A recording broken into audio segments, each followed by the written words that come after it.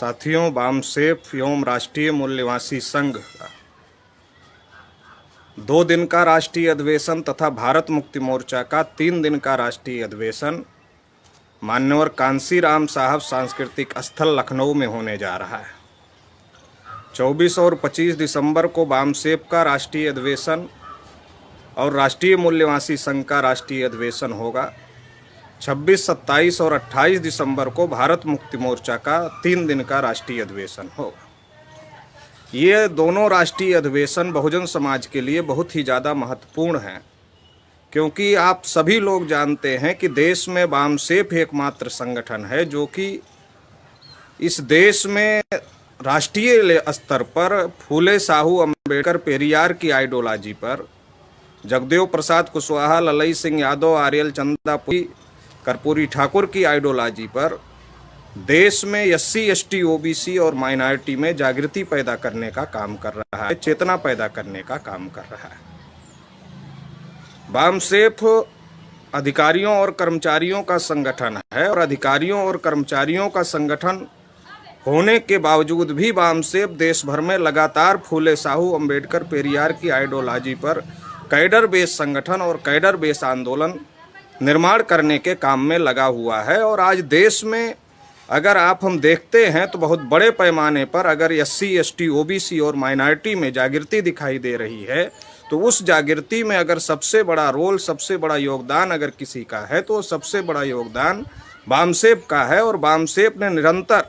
जैसा कि आप लोग देख रहे हैं कि बामसेफ का ये 39वां राष्ट्रीय अधिवेशन है, तो लगभग 40 सालों से ज़्यादा से बामसेफ लगातार समाज में SC, ST, OBC और माइनॉरिटी के लोगों को सचेत करने का काम, जागृत करने का काम, चैतन्य करने का काम कर रहा है। जहां एक तरफ RSS के लोग लगातार देश में SC, ST, OBC के लोगों को गुमराह करने का काम कर रहे हैं, SC, ST, OBC के लोगों को भड़का करके और लगातार उनका मिसयूज करने का काम कर रहे हैं और उनका ही समर्थन लेकर के उनके खिलाफ में साजिश करने का काम कर रहे हैं। वहीं दूसरी तरफ बामसेफ लगातार SC, ST, OBC माइनॉरिटी को उनके हक अधिकारों के बारे में जागृत करने का काम कर रहा है। और जैसा कि मैं बार बार कहता हूं कि इस देश में अगर सबसे बड़ा घोटाला कोई हुआ है तो इतिहास का घोटाला हुआ है। इस देश में पिछड़े वर्ग का गौरवशाली इतिहास है, शेड्यूल कास्ट, शेड्यूल ट्राइब के लोगों का गौरवशाली इतिहास है, मगर इस देश में जो बहुजनों का इतिहास है उस इतिहास को दबा दिया गया है, उस इतिहास को छुपा दिया गया है। उस इतिहास को भी उजागर करने का काम, हमारा इतिहास क्या है, हमारी विरासत क्या है, हमारी पूंजी क्या है, उसको उजागर करने का काम, उस हमारे अंदर गर्व और गौरव पैदा करने का काम, और हम कौन सी दिशा में हमारे समाज को चलना चाहिए वो दिशा देने का काम देश में अगर कोई कर रहा है तो बामसेफ नाम का संगठन कर रहा है। और इसलिए देश में आज की तारीख में जब ऐसी ताकतें फन उठा रही हैं, जब ऐसी ताकतें सक्रिय हो गई हैं जो संविधान को ख़त्म करना चाहती हैं, लोकतंत्र को ख़त्म करना चाहती हैं, ऐसे समय में जो बामसेफ की अपनी भूमिका है वो बहुत ज़्यादा महत्वपूर्ण हो गई। तो बामसेफ लगातार कैडर बेस ऑर्गेनाइजेशन, जिस प्रकार से RSS एक कैडर बेस ऑर्गेनाइजेशन है, उसी प्रकार से बामसेफ हमारे महापुरुषों की आइडियोलॉजी को लेकर, हमारे हक अधिकार को लेकर के एक cadre base organisation, cadre base संगठन है।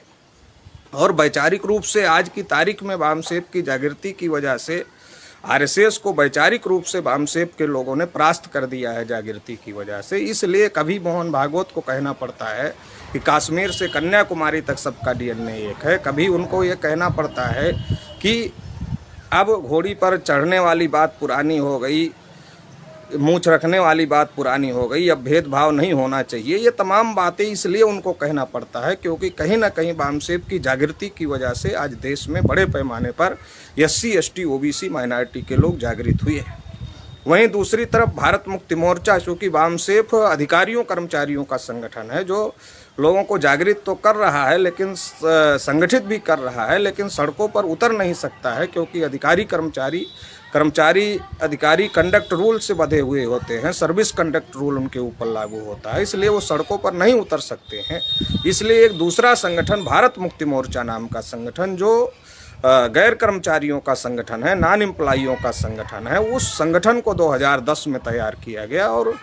12वां राष्ट्रीय अधिवेशन उसका होने जा रहा है। तो लगातार जो है भारत मुक्ति मोर्चा के माध्यम से SC ST OBC और माइनॉरिटी के तमाम मुद्दों को लेकर, उनके हक अधिकार को लेकर लगातार सड़कों पर संघर्ष करने का कार्यक्रम चल रहा है। चाहे जाति आधारित जनगणना का मुद्दा हो, चाहे रिजर्वेशन का मुद्दा हो, या निजीकरण का मुद्दा हो, या MSP गारंटी कानून का मुद्दा हो, ऐसे तमाम मुद्दों पर लगातार भारत मुक्ति मोर्चा सक्रिय भूमिका में दिखाई दे रहा है। तो वामसेप जहां एक तरफ लोगों को जागृत करने का, संगठित करने का, और SC ST OBC और माइनॉरिटी में जो दूरियां ब्राह्मणवादी ताकतों द्वारा, मनुवादी ताकतों द्वारा पैदा की गई थी, उन दूरियों को ख़त्म करने की लगातार कोशिश चल रही है। SC ST OBC माइनॉरिटी के मुद्दों को नेशनल एजेंडे में लाने का काम किया जा रहा है। तो वहीं भारत मुक्ति मोर्चा उन तमाम मुद्दों को लेकर सड़कों पर उतरने का काम लगातार कर रहा है, लड़ाई लड़ने का काम लगातार कर रहा है। तो इसलिए ये जो अधिवेशन होने जा रहा है वामसेप और भारत मुक्ति मोर्चा का, ये एक बहुत महत्वपूर्ण अधिवेशन है। वो भी उत्तर प्रदेश जैसे बड़े राज्य में ये अधिवेशन होने जा रहा है। तो ये अपने आप में बहुत ज़्यादा महत्व रखता है। इस बात को हम लोगों को समझने की ज़रूरत है। आज देश में जब विपक्ष डरा हुआ है पूरी तरीके से, और विपक्ष CBI ED से डराया गया है और विपक्ष को चुप किया गया है, ऐसी स्थिति में भारत मुक्ति मोर्चा के राष्ट्रीय अध्यक्ष वामन मेश्राम के आह्वान पर 2.5 से 3 लाख लोग RSS हेडक्वार्टर पर महामोर्चा ले जाने के लिए पहुंच जाते हैं। तो आप समझ सकते हैं कि आज मुख्य विपक्ष की भूमिका अगर कोई अदा कर रहा है, संसद के बाहर अगर सड़क पर विपक्ष की कोई भूमिका अदा कर रहा है, तो भारत मुक्ति मोर्चा अदा कर रहा है। तो आज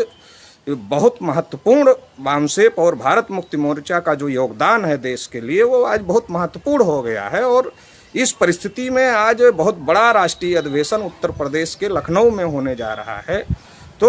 इस अधिवेशन के भी अपने मायने हैं, क्योंकि ये जो अधिवेशन होता है इसमें देश भर से लोग आते हैं, लगभग 31 राज्यों से लोग आते हैं, 568 जिलों से लोग आते हैं, और अलग अलग बोली के, अलग अलग भाषा के, अलग अलग क्षेत्र के लोग आते हैं। एक प्रकार का मिनी भारत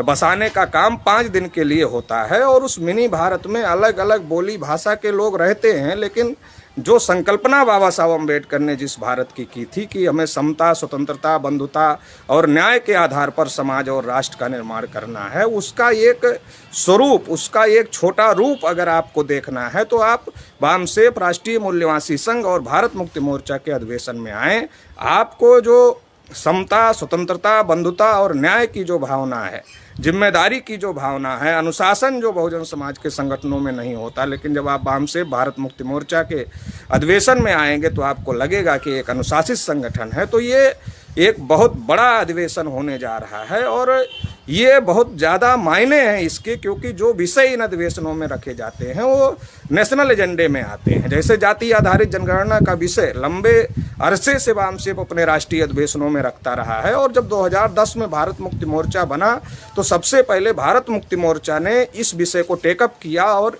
51,000 प्रोग्राम वामन मेश्राम जी के नेतृत्व में पूरे भारत में लिए गए, और 1 सितंबर 2011 को दिल्ली के रामलीला मैदान में जाति आधारित जनगणना और OBC की जाति आधारित जनगणना को लेकर के महारैली भी किया गया, और जो जनगणना हो रही थी उसका बहिष्कार भी किया गया कि जाति आधारित जनगणना नहीं तो हमारे घर में जानकारी नहीं। तो इस प्रकार से लगातार भारत मुक्ति मोर्चा ने जो ये मुहिम चलाई, उस मुहिम का ये रिजल्ट हुआ कि आज OBC की गिनती का मुद्दा हो या 52% OBC को 52% आरक्षण का मुद्दा हो, आज नेशनल एजेंडे में शामिल हो गया है। हर पार्टियों को इस पर बहस करना पड़ता है, टीवी वालों को इस पर नेताओं से सवाल पूछना पड़ता है। अगर इस मुद्दे को उछाला किसी के माध्यम से गया, नेशनल एजेंडे में लाया किसी के माध्यम से गया, तो उसका श्रेय वामसेप और भारत मुक्ति मोर्चा को जाता है। केवल OBC के मुद्दे ही नहीं, चाहे शेड्यूल कास्ट का रिजर्वेशन प्रमोशन का मुद्दा हो, या फिर रिजर्वेशन इम्प्लीमेंटेशन एक्ट का मुद्दा हो, या फिर आदिवासियों का जो सेग्रीगेशन किया जा रहा है, आदिवासियों का जो विस्थापन किया जा रहा है, जो ऐसे तमाम मुद्दे, SC ST OBC माइनॉरिटी के जो तमाम मुद्दे हैं, NRCCA का मुद्दा हो जिस पर भारत मुक्ति मोर्चा और बहुजन क्रांति मोर्चा ने भारत बंद किया था, तो ये तमाम मुद्दों को लेकर लगातार वामसेप जागृति पैदा करने का काम कर रहा है, और भारत मुक्ति मोर्चा लगातार मैदान में उतर करके संघर्ष करने का काम कर रहा है, लड़ाई लड़ने का काम कर रहा है। और एक बहुत बड़ी ताकत देश में निर्माण हो गई है। जब राष्ट्रीय पिछड़ा वर्ग मोर्चा ने 25 मई को 2022 को भारत बंद का ऐलान किया, जाति आधारित जनगणना को लेकर के और 10 और मुद्दों को लेकर के ऐलान किया, तो भारत मुक्ति मोर्चा ने उसका पूरी ताकत से समर्थन किया और जिसकी वजह से पूरे देश भर में जो है इस भारत बंद का असर दिखा। और अभी 29 नवंबर को जब हम लोगों ने 52% ओबीसी को 52% आरक्षण और जाति आधारित जनगणना सहित तमाम मुद्दों को लेकर के आंदोलन किया, भारत बंद का आह्वान किया, तब भी भारत मुक्ति मोर्चा की बहुत बड़ी भूमिका रही और इसकी वजह से आंदोलन भी बहुत बड़े पैमाने पर सफल हुआ। तो देश में अगर आज सड़कों के विपक्ष की बात किया जाए तो सड़कों के विपक्ष के रूप में आज भारत मुक्ति मोर्चा देश में कैडर बेस ऑर्गेनाइजेशन और बहुत बड़ी ताकत के रूप में उभर चुका है। तो इसलिए बहुजनों को, तमाम बहुजनों को, चाहे वो शेड्यूल कास्ट के लोग हों, चाहे वो शेड्यूल ट्राइब के लोग हों, चाहे वो ओबीसी के लोग हों, चाहे वो माइनॉरिटी के लोग, उनको इस बात को समझने की ज़रूरत है कि आज देश में अगर जो संविधान विरोधी ताकतें हैं, जो देश विरोधी ताकतें हैं, जो लोकतंत्र विरोधी ताकतें हैं, जो इस देश में मनुस्मृति का कानून लागू करना चाहती हैं, संविधान और लोकतंत्र को ख़त्म करना चाहती हैं, अगर उनको कोई रोक सकता है तो वैचारिक रूप से बामसेफ उस दिशा में काम कर रहा है और वही ताकतवर है जो रोक सकता है। और फिजिकली अगर मैदान में संघर्ष करने की बात है तो भारत मुक्ति मोर्चा नाम का जो संगठन है वो इनको रोकने की ताकत रखता है। तो इसलिए तमाम बहुजनों को इस बात को समझना होगा। और ये जो मिनी भारत हम लोग 5 दिन के लिए बसाने जा रहे हैं, जो ये इतना बड़ा राष्ट्रीय अधिवेशन हम लोग करने जा रहे हैं, तो इस राष्ट्रीय अधिवेशन को सफल बनाना होगा ताकि ये जो ताकत है, जो दुश्मनों से हमको लड़ाई लड़ना है, जो इस देश में संविधान के दुश्मन हैं, जो लोकतंत्र के दुश्मन हैं, वो हमारे भी दुश्मन हैं, और जो संविधान और लोकतंत्र के दुश्मन हैं वो हमारे दुश्मन हैं। अगर उनसे लड़ाई लड़ना है तो बामसेफ जैसे संगठन को मजबूत करना होगा, भारत मुक्ति मोर्चा जैसे संगठन को मजबूत करना होगा। तो मजबूत करने के लिए अभी जो राष्ट्रीय अधिवेशन हो रहा है, उस राष्ट्रीय अधिवेशन में आपको तन मन धन से साथ सहयोग करना चाहिए। रिसोर्सेज के लेवल पर चूंकि एक तरफ काला धन है, पीला धन है, अडानी अंबानी का भी धन है, लेकिन बामसेफ के पास, भारत मुक्ति मोर्चा के पास ना काला धन है, ना पीला धन है, ना अडानी का धन है, ना अंबानी का धन है। हमारे पास अगर धन है तो हमारे समाज के लोगों से जो हम सहयोग पाते हैं उसी के आधार पर हमारा मूवमेंट, हमारा आंदोलन चलता है। तो इसलिए आप सभी से अपेक्षा है कि आप सभी से अनुरोध है कि ज़्यादा से ज़्यादा रिसोर्सेज देने का काम करें, बहुत बड़ी संख्या में शिरकत करने का काम करें, ताकि ये अधिवेशन बहुत विशाल होगा, इसको और भी बहुत बड़ा और बहुत विशाल किया जा सके और आप भी देख सकें। क्योंकि हमारे बहुजन समाज के बहुत सारे लोग भ्रमित रहते हैं सोशल मीडिया में देख करके कि किस संगठन को सहयोग किया जाए। तो अगर आपको देखना है, फिजिकली आकलन करना है, तो आपको भारत मुक्ति मोर्चा और बामसेफ के राष्ट्रीय अधिवेशन में शिरकत करना चाहिए और शिरकत करके इस राष्ट्रीय अधिवेशन को सफल बनाना चाहिए। ज़्यादा से ज़्यादा रिसोर्सेज देने का काम करना चाहिए। राष्ट्रीय पिछड़ा वर्ग मोर्चा का राष्ट्रीय अध्यक्ष होने के नाते तमाम पिछड़े वर्ग के लोगों को भी हम ये कहना चाहते हैं कि आज देश भर में पिछड़े वर्ग को अगर जागृत करने का काम, संगठित करने का काम और सही दिशा में पिछड़े वर्ग का जो गौरवशाली इतिहास है, जो गौरवशाली विरासत है, अगर उसको बताने का काम, उसके बारे में लोगों को जागृत करने का काम हो रहा है, तो उसमें बामसेफ और भारत मुक्ति मोर्चा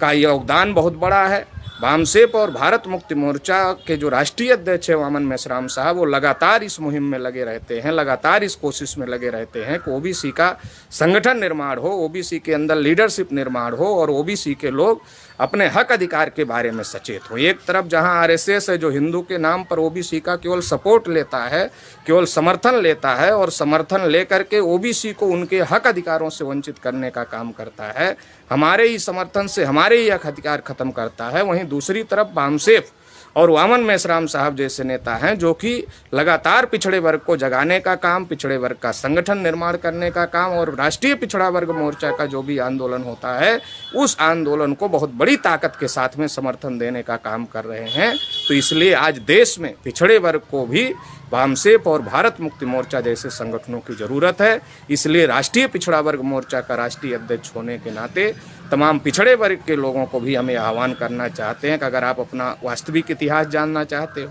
आप अपनी वास्तविक विरासत जानना चाहते हो, आप अपनी वास्तविक लड़ाई जानना चाहते हो और देश में क्या हो रहा है, देश में न्यायपालिका में क्या हो रहा है, कार्यपालिका में क्या हो रहा है, विधायिका में क्या हो रहा है, किस प्रकार से देश के साथ देश के साथ धोखेबाजी हो रही है, किस प्रकार से ओबीसी के साथ धोखेबाजी हो रही है और किस प्रकार से Bahujan Samaj, SC, ST, OBC, minority जो समूह है उसके साथ में किस प्रकार से धोखेबाजी हो रही है। अगर इस बात को समझना है तो आपको जो